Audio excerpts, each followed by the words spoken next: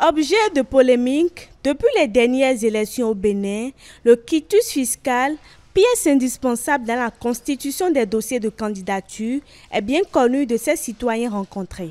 Quitus fiscal, ce que j'attends de ce document, c'est un document qui permet à un individu d'être en règle vis-à-vis de l'État. Le quitus fiscal est un document qui permet à tout citoyen d'être en règle vis-à-vis de ses impôts et du fisc. Le gouvernement demande quitus fiscal, ce qui concerne ceux-là qui veulent avoir un grand poste budgétaire. Le quitus fiscal est un document que les impôts délivrent à tout citoyen qui est en règle vis-à-vis de cette institution-là. Le spécialiste des questions financières définit ce qu'est réellement cette pièce. Le nom même indique ce que c'est.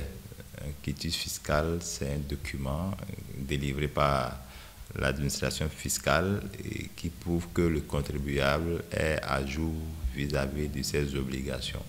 Et quand on parle d'obligation, il faut comprendre deux choses. Il y a l'obligation de déclaration et l'obligation de paiement.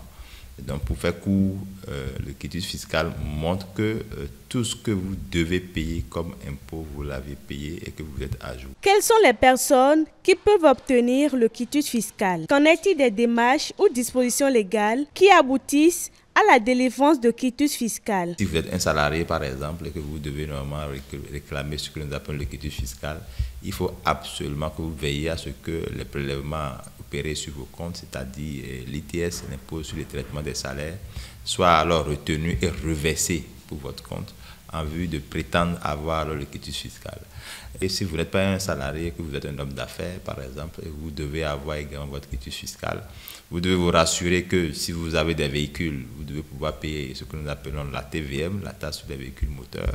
Si vous avez même des parcelles, tout simplement, qui portent votre nom, et même si ce n'est pas encore bâti, il y a naturellement des impôts qu'il faut libérer par rapport à cela. Si vous ne les payez pas non plus, vous ne pouvez pas prendre alors le quitus fiscal. On doit avoir un solde nul pour pouvoir vous délivrer alors ce document, ce sésame-là, et qui aujourd'hui est devenu un bec noir pour les hommes politiques parce qu'ils ne s'y attendaient pas du tout. Il faut rappeler que l'obtention du quitus fiscal est devenue une exigence pour le dépôt de candidature à une élection en République du Bénin en vertu des dispositions de l'article 46 de la loi numéro 2018-31 du 3 septembre 2018 portant code électoral au Bénin.